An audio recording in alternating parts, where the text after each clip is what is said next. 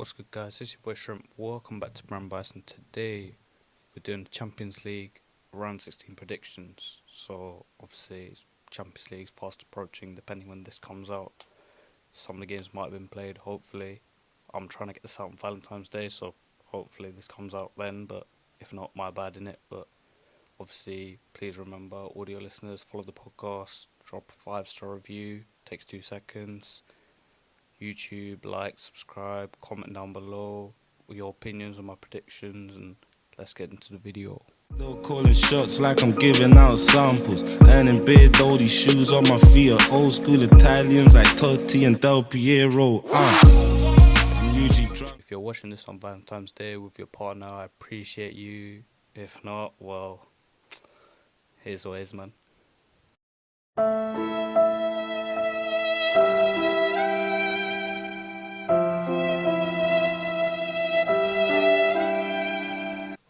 Alright, so the first game is Napoli vs Barca.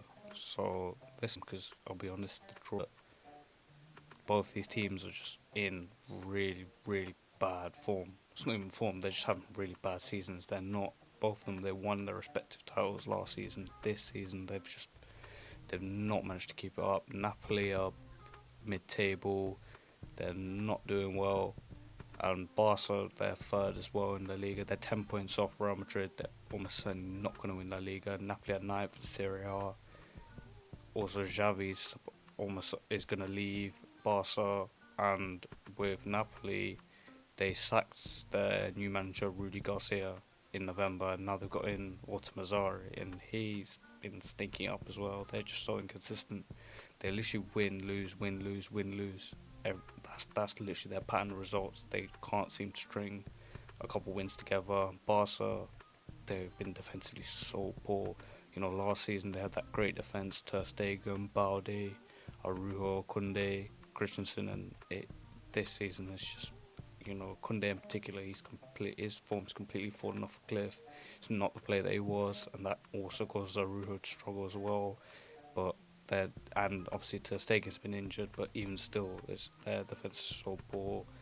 It's not what you expect from Barca, and the thing with Barca is they've just been relying on individual brilliance. You know, Gundogan, Lamine Yamal, Cancelo, João Felix. These guys, the goals they score just tend to be like, you know, individual acts of brilliance. And you know, it's great when you have young players like Lamine Yamal stepping up, but if the rest of the team aren't stepping up, it's just, you know, how do you expect to go far? And with Napoli as well, they're just not the team that they were. You know, they lost Spalletti, and you know, their team. They also lost Kim Min-jae, but you know, they don't play good football anymore. They've been changing to a back 3, back 4. They just look lost, really. And Osimhen's almost certainly going to leave this summer, certainly. You know, Kovacic is not doing what he was doing last season, and both these teams are in really, really bad form. They both have managerial issues, and they're both defensively bad as well. So I'm sure this one's going to be a high scoring, but you know, Barca are also going to want to dominate possession, and I think Napoli will probably let them, to be honest. I wouldn't be surprised if you see the likes of Frankie, Gundogan just dictating the game. And Napoli will almost certainly be counter-attacking with, you know, Osimhen and Kovacic. Certainly Osimhen as well. He's got a point to prove after his really, really disappointing AFCON. Chai! Go right back. See my hairline when they here before. See the hairline for here. You call they give me waiting be this. Waiting be this. Jesus. Blood of Jesus. See my hair, they go inside this place. This guy, they give me linear cup. See. I don't try. Obviously Osimhen, yeah, he's got to really step up. You know, that AFCON, certainly with Nigeria, he was really, really disappointing. We felt that was a good chance for him to really make his mark, and he's gonna want to come back and, you know, prove all the doubters wrong. Because there's a lot of people now that were saying, you know, his 100 million, you know, valuation is a bit off if he's not doing it with Nigeria. So yeah, he's gonna want to come back. Barca as well, they need the Champions League. Obviously Xavi's gonna go regardless. He literally said, even if I win the Champions League, I don't care, I'm leaving. This job is too much for me. But this is really, you know, because La Liga is pretty much out of the equation for Barca. They're not gonna go. They're certainly not gonna beat Girona, and they're definitely not gonna get past Madrid. There's no chance. So both these teams got to do well. I reckon overall Barca will win this. I think in the end it could be quite comfortable just because Napoli are just so poor. And they're just not the team they were. And Barca, you know, I feel like they'll find a way. You know, Xavi was saying that obviously after he announced he was going to leave, the players would kind of get relieved of stress. It hasn't quite worked, but I think, you know, they will almost certainly want to turn up today. You know, you might see the likes of Lewandowski turn up. Lewandowski and Gundogan, you know, these are, you know, experienced players, big game players. They're not going to want to, you know, be ending their careers this way. They want to be going far in the Champions League. The same Gundogan won fucking treble. He's not going to want to just go out in the round of 16 now. So Barca, I reckon Barca win this, you know, but it could be, you know, a tough game though, particularly with Osimhen. You know, the Barca defense has been very shaky, whether it's Arujo or Kunde, one of them, or even Christensen, one of them's going to have to mark him, and he's certainly not going to go down without a fight. But yeah, Barca win this one comfortably for me. I reckon the key players for this tie is obviously Osimhen, and I think Lamine Yamal. Obviously he's 16, so a lot of, you know, pressure to put on him as a 16-year-old just coming into the team this season to say, you know, he's gonna be one of the key players over the likes of Gundogan or Lewandowski. But he's the one who's been consistent, you know, throughout this, you know, bad season for Barca. He's been the one that's constantly been turning up and performing week in, week out. You know, against Granada, he got 2 goals, and you know, if you just said, you know, Lamine Yamal scored 2 goals for Barca at home against Granada, who are in the relegation zone or were in the relegation zone in the Liga, you would have thought they would have won, but nah, they drew that game. So there's a lot of pressure to put on him, but he's been consistent. So I think he's definitely one to watch as well. He's turned up in the Champions League as well. He seems to be, you know, constantly breaking records as well in La Liga with the Spain national team. I think he's definitely going to be one of the players to watch. The next game is PSG versus Real Sociedad. Now, this paper, PSG were probably at the time really happy to get Sociedad, because remember they finished second in that group of death, and they could have got, you know, Man City, Real Madrid, Bayern Munich, even Arsenal. You know, they could have got a much tougher team. They probably got the easiest team out of all of them in Real Sociedad. That's no disrespect, but you know, they wouldn't have wanted Bayern or Man City, especially how they performed in recent Champions Leagues. But, you know, with this easy tie on paper, with an easy tie on paper, you get, you know, the pressure's building up now, especially with PSG's record in Champions League in recent years. You know, they almost kind of have to win this one now. Mbappe, to be honest, I would say he kind of has to win it, but it's looking like that he's going to join Real Madrid at the end of the season, so for him it's probably not an issue, because if he joins Real Madrid, that's football's done, bro. You got Mbappe, Endrick, Vinny, Rodrigo. Their team would be ridiculous. That's literally a new Galacticos. Bellingham as well, but it's not about Real Madrid. It's about PSG, and certainly Mbappe. If he does leave, he's gonna want to end on a high and get PSG at least far in the Champions League. You know, at least if they're gonna go out, you know, they want to go out to a good team. So this one really, PSG, the pressure's on them. And, you know, the thing with Sociedad is they're a good team. You know, they've been kind of struggling without Kubo and Hamar Traore as well, who have been at the Asia Cup and at the AFCON respectively. And, you know, but they are still a good team, good solid team. You know, they have that 4-3-3. They've got, you know, a fixed system. They play that, you know, every game, no matter what. They have a good midfield as well. Zubimendi, he's been linked with pretty much every top team, Liverpool, Arsenal.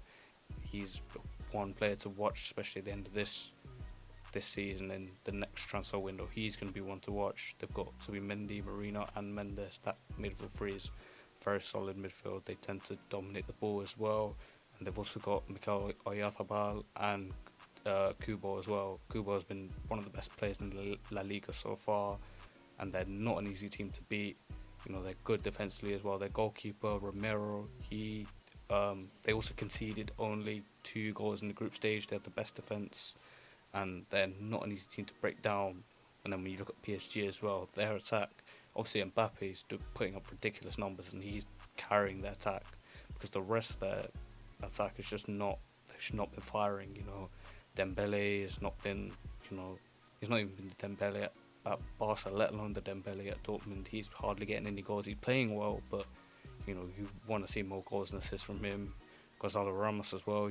He's coming in for big money, and Colomwani. Both of them, they've come in for big money and just not really, shown the form they had at Frankfurt. And you sign these big money players and they've just not worked as well. Especially when you consider, Dembele, Colomwani, Mbappe. They're all French. They should all be boys and they should be, linking up well. But really, PSG is kind of a one-man team, but they do have Warren Zaire-Emery coming up through the ranks, and he's been a revelation for PSG. He's top player, top talent, young player to watch as well. He's been bossing it in midfield in the Champions League in the group stage. He's been getting goals as well, and he is, I think, a bright spark in this PSG team. It's a PSG team that's very clearly going through transition. They've got Enrique, they've got a lot of new players, they've got Kang In Lee. They've also let a couple of players go as well, and you can clearly see it's a changing PSG team. And so, that kind of makes it hard to back PSG, but really, especially as well with Donnarumma, that guy, he's had a crazy fall off. I remember him in the Euros. Everyone was saying, oh, he's that guy. When you join PSG, everyone was saying, oh, PSG are set, they're going to win the Champions League. If they go to penalties, he's going to be the guy. But he just is not secure. He's completely been exposed since he's left AC Milan. He makes mistakes a lot as well. He makes bad mistakes as well. And PSG, they don't keep a lot of clean sheets as well. And he's part of the reason why. And the first leg as well, it's in the Parc des Princes. But the second leg is away for PSG, so that kind of makes it harder as well for them because, if it goes to extra time, you're going to be extra time away from home, and penalty shootouts potentially away from home. But I think overall, I do think Sociedad win this just because, I know PSG could easily win. It depends a lot on the first leg. PSG could turn up and say, oh, we're going to start 3-4 and end the tie now, but I do think Sociedad are going to sit deep and they're going to frustrate PSG. They're almost certainly going to double up on Mbappe and, they're just going to try to get a 0-0. And then when you go away from home, PSG go away from home, anything can happen in Champions League. When the pressure's on as well, how are they going to handle it? But, this one I think as well, because I'm saying Sociedad, it's going to look a bit, like I'm trying to be different. But you've got to remember the Champions League doesn't always go to plan.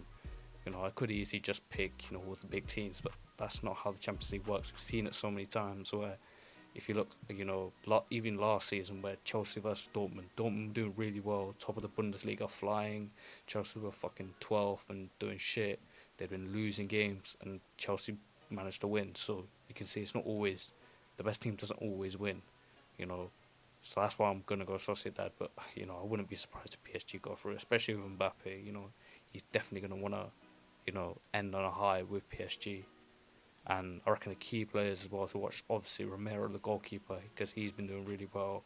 And, I kind of have to say Mbappe just because he's the guy and he's almost certainly going to want to score.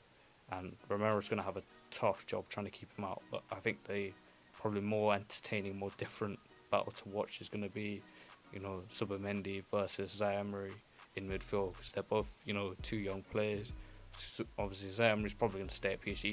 He's definitely not going to be thinking about a move because he's just kind of made it through the academy and got into the first team. But certainly, it's two young midfielders that are going to want to do well. Two, young midfielders that have been talked about as well. But I reckon this one, Sociedad win. This one, I might be different. Let me know in the comments below. Any PSG fans, I'm sorry, but let me know in the comments below and try to argue to me your case for why PSG should go through. Okay, this next matchup is probably the most even out of all of them. Is Inter Milan versus Atletico Madrid. Now, this one is definitely going to be a managerial battle more than a player battle because you've got two top coaches that have been doing well this season, Inzaghi and Diego Simeone. Both of them have obviously gone far in Champions League. Simeone's got to Champions League finals.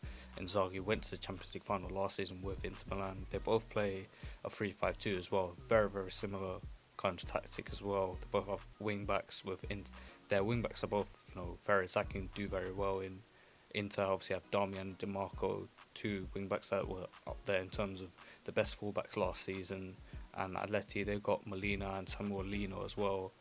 And the thing with Inter as well, I think we can see later in the video, I'm going to try do some dark horses. Inter almost certainly going to be one of them, just because they have such a good squad as well. We're not used to saying that. Last season they had their starting 11, and you saw in the Champions League final, it was 0-0 for ages, and they didn't really have anyone to bring off the bench. All they had was Lukaku, and he's not exactly world class, is he? But I think this summer, Inter's transfer business they've done has been, up there. They've probably won the summer transfer window. They signed multiple good players. They signed Marcus Thuram. He's been, a revelation, because obviously Dad Xhaka before, and obviously he was doing his thing, but he's not exactly quick. He was getting on a bit. Thuram, he has that pace and that quality as well. Obviously Onana went to Manchester United, so they got in Jan Sommer on free from Bayern, and he's obviously a top goalkeeper, known mostly for his internationals, but he was a great shot stopper as well. I think they got him on a free as well, and the main one as well is Benjamin Pavard. He obviously from Bayern, they got him on free as well, and he's been amazing. And he's been playing as a centre back. Obviously he's a right back, but he can play in the back three defensively. He's been really, really solid. He's decent on the ball as well, and these three signings, they've signed multiple other players as well, but these three in particular, they've been great piece of business for Inter.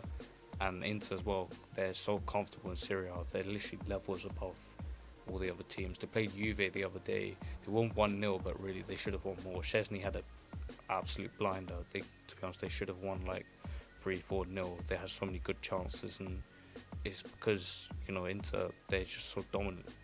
It's so hard to kind of get the ball off them, and they have such quality in midfield as well. With Çalhanoğlu, he's kind of completely changed his kind of reputation as well. Everyone thought, you look at that Inter team, and on paper, if you just look at the names, you'd think these guys are finished. But the Çalhanoğlu, for me, he's been one of the best midfielders in Serie A this season, and they obviously have the quality in Nicola Barella as well. And they've been keeping a lot of clean sheets as well. They hardly concede. They win pretty much every game in Serie A. And with that back three as well, and Jan Sommer, it's just so hard to break them down. Whereas you look at Atleti, they've been slightly inconsistent in La Liga. They beat Real Madrid, and they were doing well, but they do well in kind of the big games. But then they'll draw to some random team like Getafe, or they'll not turn up some games, and some games they'll do well. They're just slightly inconsistent. They've kind of changed. Everyone thinks that Simeone is just this kind of defensive manager. He just puts 10 men behind the ball and just sits back. And this season they've kind of changed. I think obviously the permanent signing of Griezmann back from Barca, that has completely changed the team for me. They're very good going forward actually now, but they concede a few goals now. They're not that solid defensive team that they were.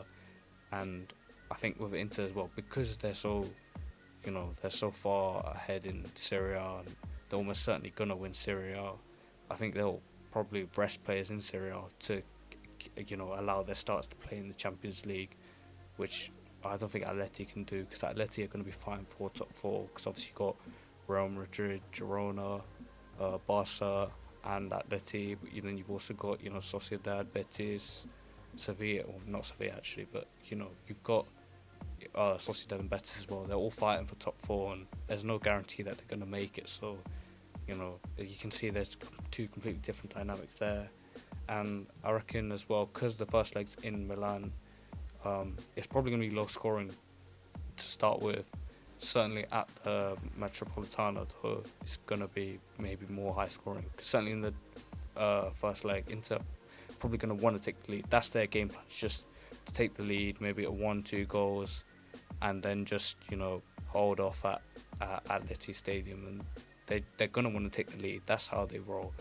They just concede goals, and then they just sit back and defend. And Atleti are also, they're probably going to try counter-attack as well with Griezmann and Morata.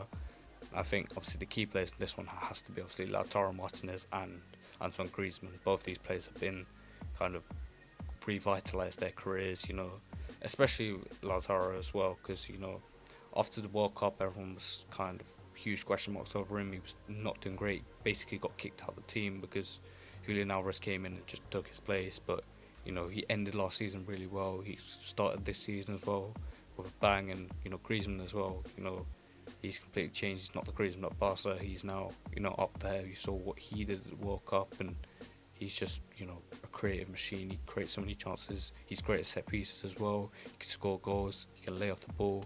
Both of these two players, definitely the best players in their team, and they're going to be the ones to watch. But I reckon overall, Inter, I think they win this. But this one's definitely going to be the closest game of all of them. And, I think the first leg does decide a lot of it. But if they go 0-0 away to Atleti, then it could literally be anyone's game. But I'm gonna go Inter because I think they'll win the first leg and just hold on.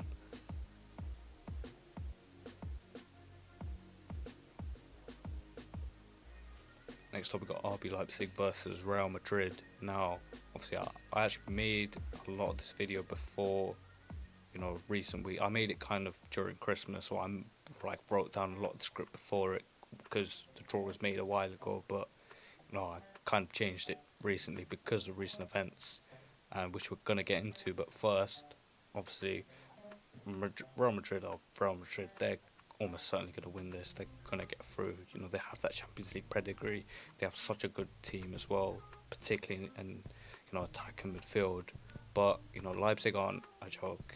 They are a fairly serious team, and they do have some top attacking players in Openda and Benjamin Sesko as well, and they've got Xavi Simons in midfield as well, who can potentially get an upset or at least score 1 or 2 goals. Especially with Real Madrid's injury crisis this season. They've had so many injuries defensively. Courtois and Militao, they both had ACLs. They both not played at all this season. They've played maybe the first game. They've literally been injured the entire game. They're almost certainly not going to be back by the time this game kicks off. And David Alaba as well, he had an ACL kind of midway through the season, last month, and he's not going to be back before the season. He's going to come back next season. And Rudiger as well, he's been amazing for Real Madrid this season, been arguably one of the best defenders in La Liga. Any Real Madrid fans, let me know in the comments down below if I've got that wrong. I think I've got it right, but I might be exaggerating. But Rudiger, he's been a monster in defence. And with all these guys are starters, and with all these guys injured, the people they have to cover them they have literally no centre backs left. They've already had a fairly tight squad with centre backs, and they didn't sign anyone in January. Ancelotti said that's not the Real Madrid way. They sign the players they want. They sign long-term signings. They don't just sign stopgaps like certain Premier League teams. Ancelotti said no, we're not gonna panic. They have Tchouaméni, who's obviously a DM, but he can play centre back. They have Carvajal, he's obviously a right back, he can play centre back. They have Nacho as well on the bench, but we're gonna get into why there's potential question marks there. But like I said, Ancelotti said we don't care, we don't need a centre back. But with their thin squad, and they're also fighting for La Liga with Girona. Obviously, they beat them 4-0 very, very comfortably, and they look certain to win La Liga now, but they're still fighting. It's not done yet. If they lose a game and Girona win, all of a sudden things change and it gets tense. But even with their thin squad, they do have, the names that they have on the bench, including, Luka Modric, Brahim Diaz, even Joselu. He's not been great this season, but he can still come off the bench and do something. He's come off the bench before and scored. And when you have Luka Modric on the bench ready to call, he's been kind of not pushed out, but he's been kind of, put on the bench and kind of phased out to allow the likes of Camavinga, Valverde, Tchouaméni, and obviously Jude Bellingham to play more. So, but he can still come off the bench. He's still that guy. He can still do it. The only reason he's not playing is because Ancelotti knows he's getting on a bit. He's around 38, 39. They can't rely on him forever, so they need to start, allowing the likes of Bellingham and Tchouaméni to play regularly so that they can get used to when he's not there, and so that they don't need to rely on him all the time. But they can still call on him off the bench, and how many times have we seen him put like a ridiculous assist or a Travella assist and just change the game completely. So Madrid are almost certainly going to be their massive favourites for this, and particularly with the midfield as well. Camavinga, Cruz, Valverde. Camavinga has been injured a bit this season, but against Girona he was a monstrous. Literally running the show, picking up the ball from the centre backs, dribbling all the way to Vinny, Rodrigo, and Cruz as well. He's kind of revitalised. Last season it was a bit hit and miss. This season he's been unreal. I hear Real Madrid fans saying he's been one of the best midfielders in La Liga, and you've got Valverde as well, along with Camavinga, who both of them they can literally run for days. They never get tired. Valverde defensively is very solid as well, and when you have that quality in midfield as well, it's pretty hard to get the ball off them. And the only probably weakness of Real Madrid that Leipzig could use is the centre backs, which we spoke about earlier. So the three players they have that can play centre back are Tchouaméni, Carvajal, and Nacho. Now Tchouaméni, he's a DM. He's tall, which is why he's good in the air, but he doesn't really sense danger too much. He usually does well at centre back, but there are times where they'll concede a goal because he doesn't have that urgency, he doesn't have that sense of danger that like a Rudiger would have or Militao would have, just because he's DM. When you play DM, anyone that plays DM, at like a decent level will know, the game is forward and you don't really have to worry too much about players running in behind, or the game is usually played in front of you, and if the ball does go over your head, you can rely on your centre backs dealing with, and you don't need to make any big like challenges to keep you in the game. You usually just leave that centre backs and you rely on kind of forcing players wide and just holding up possession. When you play centre back, you have to have that urgency, because otherwise, if you just let players free in the box, they'll score, and you won't realise until it's too late. So, but he is a good he's good at centre back, but he has his weaknesses. Nacho as well, he's slow and he's just not reliable anymore. How many times have we seen over the past how many years, even last season, where Real Madrid went to Liverpool, actually in the round 16 last year, and I think either Militao or Alaba, one of them was injured, or maybe it was Ferland Mendy, but one of them was injured, and Nacho came and he had a really good display, and he's been reliable as well. Even when they had like Ramos or Varane, if one of them gets injured, he can come and always do a job. He's always been reliable. This season he's just not been. I don't know what it is. Maybe I don't know how old he is as well, but maybe it's catching up to him. But he's also not great in the air as well. You saw against Atletico Madrid where every time they had a set piece, obviously Griezmann was putting in great balls in the box, but they struggled as well at set pieces, and that's because the other person that could play centre back is Carvajal. He's a right back, but he's short.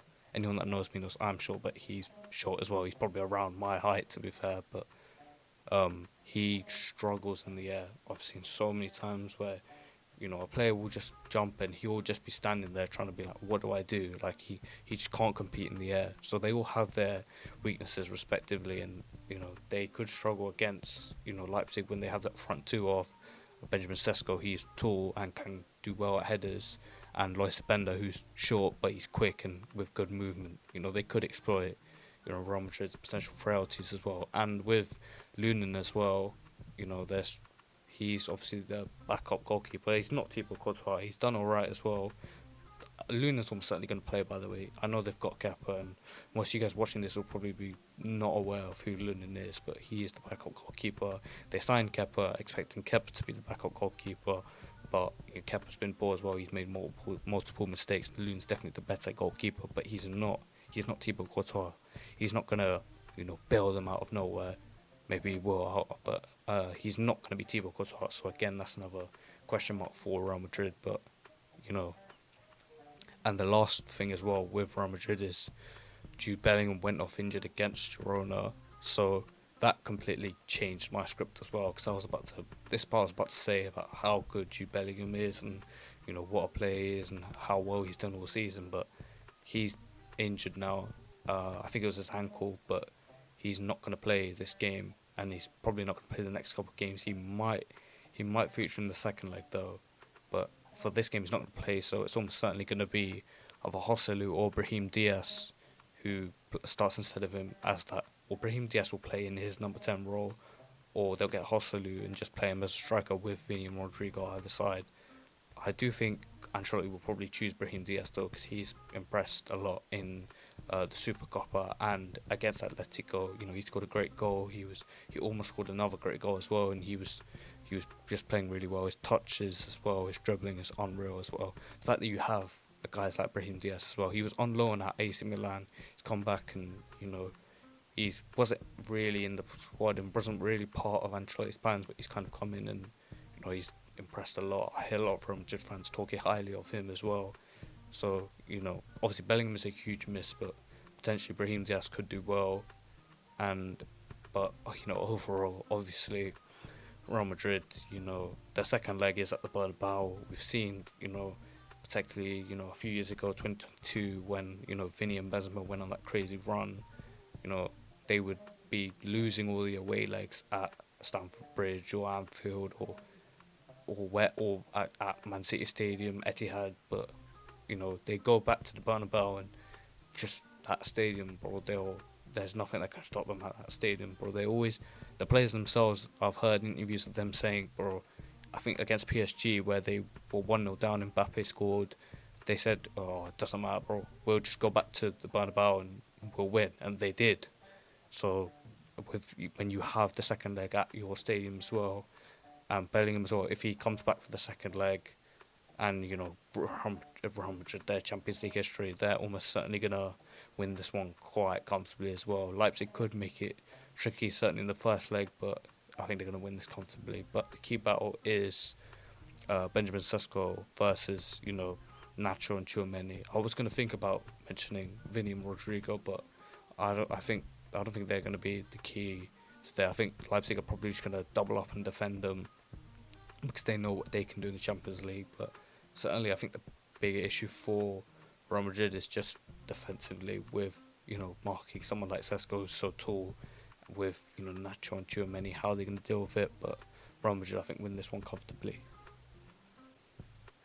Next up, we have Porto versus Arsenal, and this tie, again, similar to the Real Madrid tie, it looks very comfortable for Arsenal, but again, they shouldn't underestimate Porto, particularly with Arsenal's Champions League record. They haven't been, you know, far in the Champions League in years, so they shouldn't underestimate Porto. Obviously, with Arsenal, you know, Declan Rice, that signing has completely changed, you know, the whole world's perception of Arsenal. Everyone always thought of Arsenal as like they're good, but, you know, they don't have that mentality, they don't have that leadership. You know, you saw last season when, you know, things got serious, you'd see Zinchenko, who was crying at Anfield when they drew the game. They didn't even lose the game, but he's crying. You know, and Odegaard last season, people saying he was ghosting in big games, and he wasn't really much of a leader. He was kind of more like De Bruyne, where he leads by playing well, but he doesn't lead with his character. Now you have Declan Rice as well, West Ham captain. You know, he won the Conference League. He's played for England, one of the most, arguably the most important player for England, along with Harry Kane. And when you have a player like Declan Rice as well, he can literally do everything, bro. He can play as a 6, he's got legs, he can run for days. You know, he has that quality as well in his passing. He can play further forward. And the big thing with him is he has that character, bro. He has that, you know, winner's mentality. Yes, you can say it's the Conference League, but, you know, it is West Ham, and he was the West Ham captain after Mark Noble. You know, he was so young as well, getting that captaincy. You can see, you know, he's been there at big stage. When Arsenal played in group stage, you can see it didn't faze him at all. And, you know, when you need these kind of characters and big leaders. If you want to go far in the Champions League and you want to potentially win Premier League, you need these characters. You've seen it with City as well. You know, they have the likes of Rodri, De Bruyne, even Ruben Diaz as well. They have these big characters. That's how you win. That's how you win trophies. So Declan Rice as well. I think that is the huge thing for Arsenal. I reckon if they didn't have Rice, I wouldn't be so confident on them going through. But, you know, that having a player like that is just unreal. And another thing as well is, you know, Arteta and the coaching team. I don't really see them getting a lot of credit, and I don't know why, because they've been outstanding this season. You know, from set pieces, I think they're the best team in the Premier League. They've scored the most goals. I think they have to be up there as one of the best teams in Europe. When you have two centre backs in Saliba and Gabriel, they both scored against West Ham. Gabriel as well is known. He's done it for multiple seasons now, scoring like around like 5 headed goals each season in the Premier League alone. And now Saliba started to add that as well. He's starting to get closer to Van Dijk. And when you have these, these threats at set piece as well, and you have Declan Rice again, he's, tall. He can do well at headers. But, we saw against West Ham, he was also putting in set pieces in the box. You have Odegaard.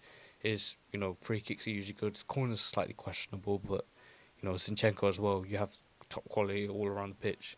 Their set pieces are so good. These are another, huge thing. These could potentially, break the deadlock if, Porto are just sitting back and defending and defending and defending. A set piece could open up the game for you. And as well, the thing with Arsenal and the thing with Arteta that I think he deserves a lot of plaudits for is that he's been tactically flexible this season. Last season we kind of just saw him, doing those triangles and just, having that triangle of Odegaard, Ben White and Saka on the right, and they had Xhaka, Martinelli and Zinchenko on the left, and they kind of just played the same way every game. And it was like, all you had to do was kind of use a low block, or as soon as the teams figured out how to deal with Arsenal, they kind of started to crumble. But this season, Arteta's done multiple tactical tweaks. I can just name a couple right now, including like dropping Odegaard deeper, interchanging Havertz and Trossard. On the team sheet will say like, oh, Trossard's playing striker and Havertz is playing midfield, but in reality they will both constantly interchange throughout the game. He also inverted Ben White as well against West Ham when they had Kirill playing as the kind of inner back three with Saliba and Gabriel, and they had Ben White kind of inverting in midfield, sometimes to have Zinchenko inverting in midfield, and also playing Jorginho further forward. Usually you associate Jorginho as a 6 and the deepest line midfielder, but against Liverpool he played him slightly more forward and had Declan Rice sitting. And I think Arteta deserves a lot of credit. And these kind of things, when you play in the Champions League, you need to change your formation or your tactics as well. You can't just play the same way, because that's almost certainly not going to work. Sometimes your formation or your tactics just isn't going to work. If Porto just sit back, those triangles and putting crosses in the box, they're just not going to work. So, when you make these changes, you're more likely to go far in the Champions League. Porto, their game plan is going to be to sit and defend. They're doing very well. They're not doing great in the Portuguese league, but defensively they play a 4-2-3-1.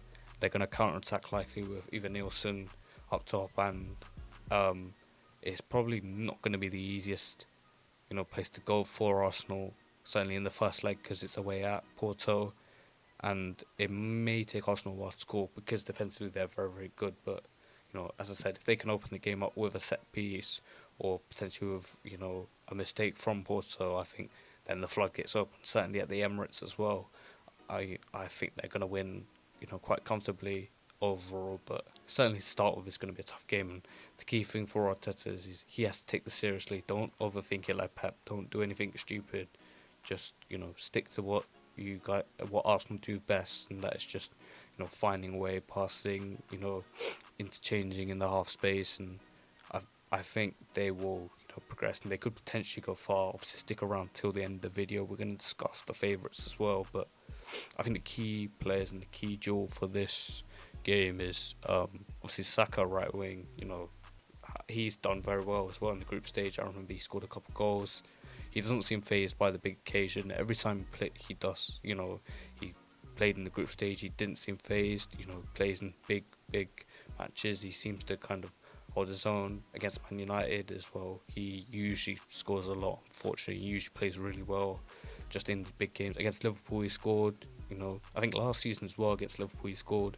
Against Tottenham, he usually does his thing. And these big games, they don't always phase him. Obviously, everyone loves to point out, the Euros final or that game against West Ham last season, but, they're very rare examples. I think he's going to really step up and potentially get the first goal on this tie. But the Porto left back as well, Wendell, he he's been doing quite well. He's been getting a lot of plaudits at left back, and that's going to be interesting to see how he's going to deal with Saka, because it's all well and good doing it in the Portuguese league, but can you do it on the big stage in the Champions League? The same goes for Saka as well, but I think that's really the big draw as well, because I don't think Martinelli, he's probably going to struggle as well. He's not been, the greatest in recent weeks.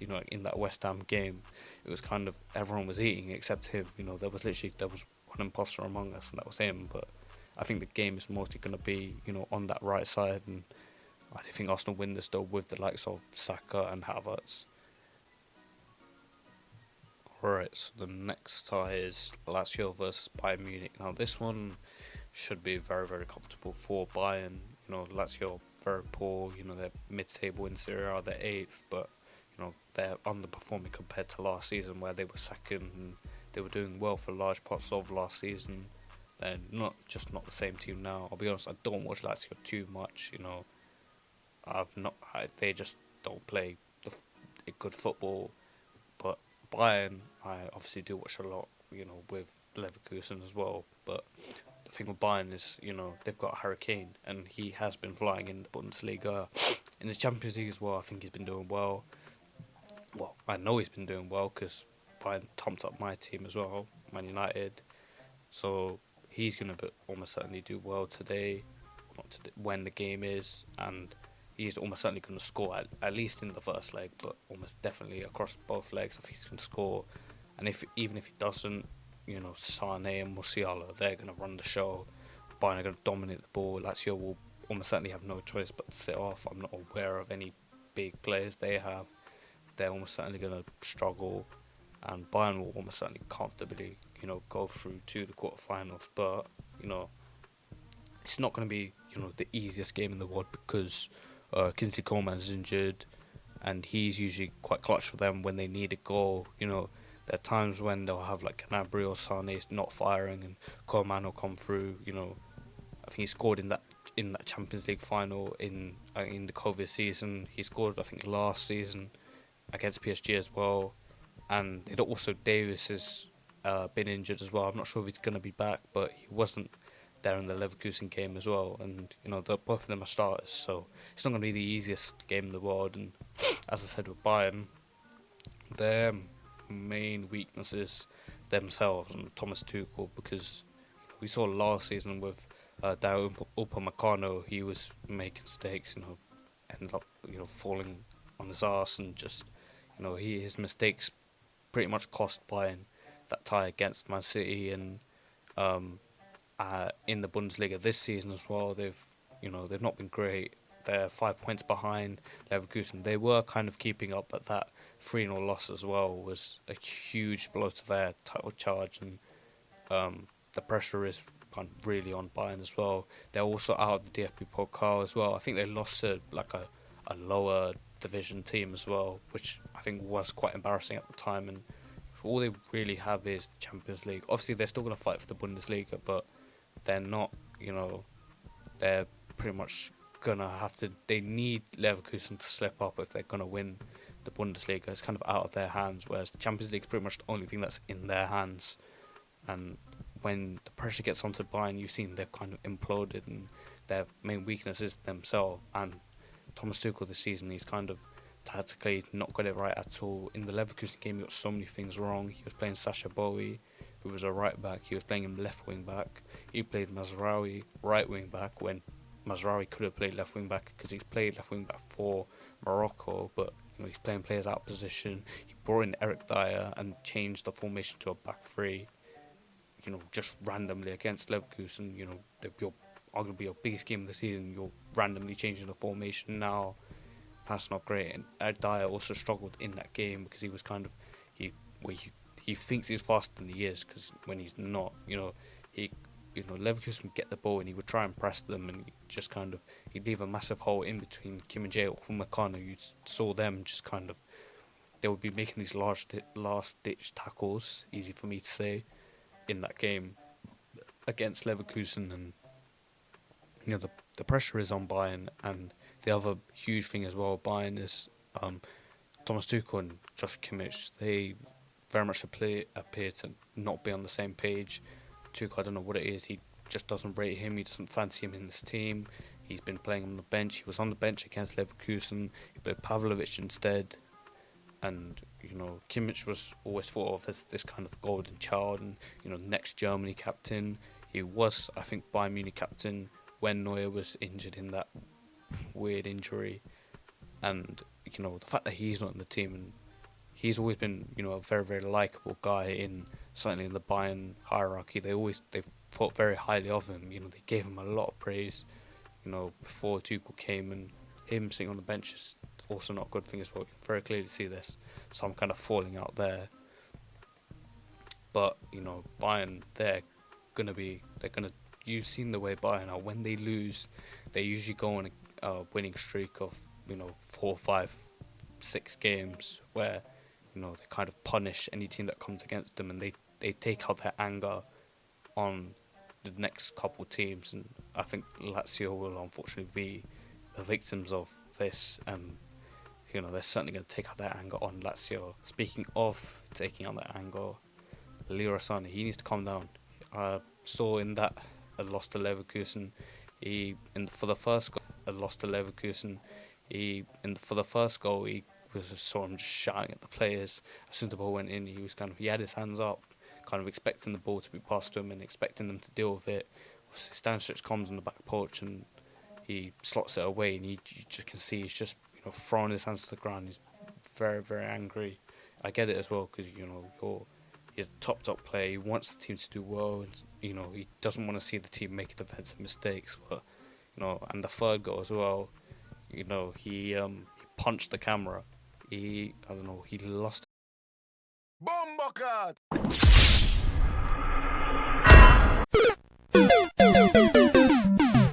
He lost his mind. It was the end of the game. Obviously 3-0 was kind of embarrassing, but still, punching the camera, he could very clearly see he was not happy, and he needs to calm down because he's a grown man now. He's 28 years old. He needs to calm down. But I'm sure he's going to take up this anger well on Lazio, and he's going to want to do well. And certainly the key players for this one are, Immobile, and because he's the only Lazio player I know. I'm just going to be very honest with you, man.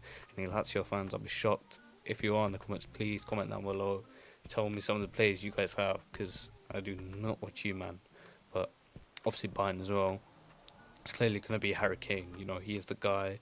He's top scorer in the Bundesliga, potentially going to break Lewandowski's record, but not win the Bundesliga. Poor guy, man. Poor guy. But yeah, he's also going to be desperate to win the Champions League. In that Tottenham final, he was brought into the team in the final and just didn't really do anything. They took out Lucas Moura and they brought him in, and he's, he has that reputation of kind of being a bottler, and in the big games, you saw England at the World Cup, he missed that penalty against Lloris, who's known for being shit at saving penalties, and he has that reputation as a bottler. He's going to want to put that to the side, and for a fact he wants to win trophies. So this Champions League, he's almost certainly going to step up, and Bayern are going to qualify comfortably. And next up, we've got probably the most comfortable tie out of all of them is FC Copenhagen versus Manchester City. And City, bro, I don't even want to talk too much about this tie because it's just so obvious that City are going to win. Especially, they've got fucking De Bruyne back as well, Bernardo Silva. Both these guys are game changers. You saw last season, Bernardo Silva versus Real Madrid, and even De Bruyne as well in the first leg. They both stepped up and, they helped Pep win the Champions League. It doesn't matter if Pep overthinks it when you have those two guys there. And City's home record as well in the second leg. Obviously, the first leg's away. First leg could be, not the most comfortable. They could be like 0-0 for 60 minutes, and then Man City will eventually break them. De Bruyne will put in a cross, and Haaland will get a header, or Phil Foden will do something, or they'll bring Alvarez or Doku off the bench, and they'll leave the first leg almost certainly 1 or 2-0 up, and then the Etihad will just get embarrassing. This is one of those ties. You see, they always get these kind of teams, the Dortmunds, Sporting Lisbons, the Portos, where you end up with a ridiculous scoreline of 8-2 on aggregate or 6-1 on aggregate. And this is probably going to be one of those. Copenhagen, they're not a bad team. They obviously finished above us. They beat us but they didn't deserve to beat us that game. We had that Rashford red card and we were comfortable. It was more us being bad, us literally being defensively bad, than them actually being good. But obviously respect to them for getting this far. But they themselves know they're just trying to hopefully do well with the ticket sales, because they're not going to beat City, no way in hell. And their game plan is, Copenhagen's game plan is probably just going to be to just sit back and hope that City make a mistake or they can potentially win a penalty, because City aren't the best defensively this season compared to last season, but this one's definitely going to be comfortable for City. Haaland's back as well. That guy, he's going to start pad and get another 5 goals. See, I don't know, I think he was up there. He's probably almost certainly up there as one of the top scorers in the Champions League. He's going to want to get that, and he didn't win the Ballon d'Or. He's going to want to win the Champions League again and kind of show. Obviously, Messi's probably not going to win this next Ballon d'Or. I'll be shocked if he does anything at Inter Miami. So Haaland's going to think, this is his chance as well, especially with, Mbappe is at PSG. He's not going to want to. He's probably not going to win the Champions League, so there's a good chance for him to win the Ballon d'Or. He's going to want to score goals. He's going to want to, prove that he is a big game player, or he can turn up in all the Champions League matches. So, yeah, he's going to use this tie to get like a hat trick or something. You just know it. And when they go like 2-0 out, Pep's just going to rotate. You're going to see him playing, just random academy players. He's just going to be playing. I was going to say he's going to play Calvin Phillips, but he's obviously gone to West Ham. But he'll play like Mateus Nunes, these bench players, Kovacic as well. He'll probably rest most of their team as well. As soon as they go 1 or 2-0 up, this one will be comfortable.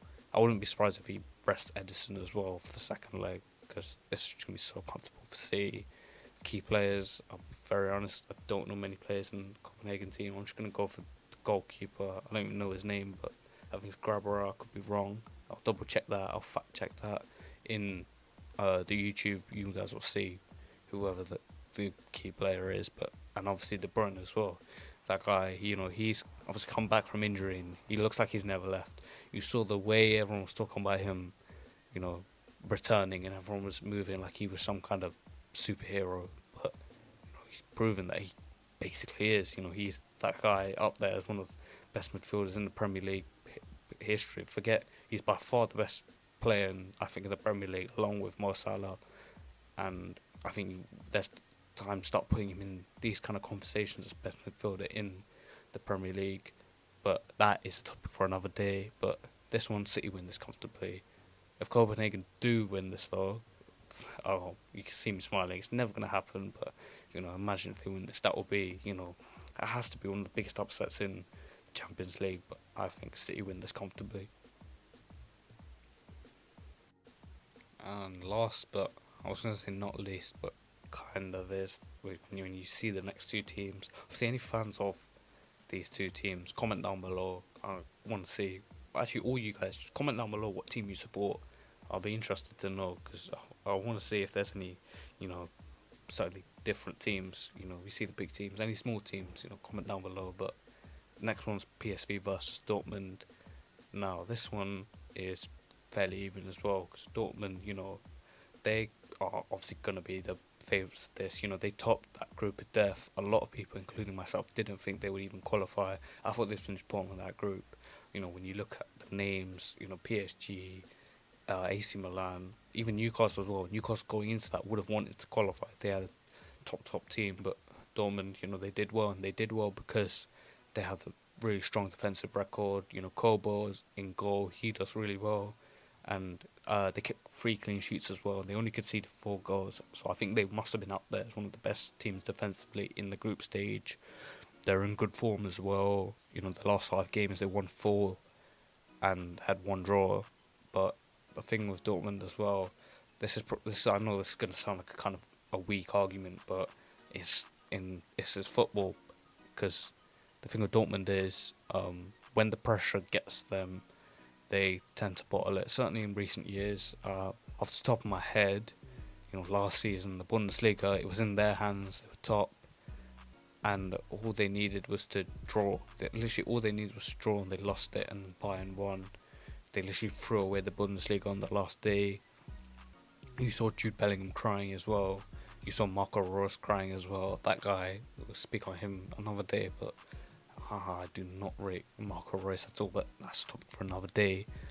And the round of 16 as well. As I said earlier, that game against Chelsea, this at that time Chelsea was so bad. That first leg at home, and Bundesliga Stadium, Borussia Dortmund Stadium. They were 1-0 up.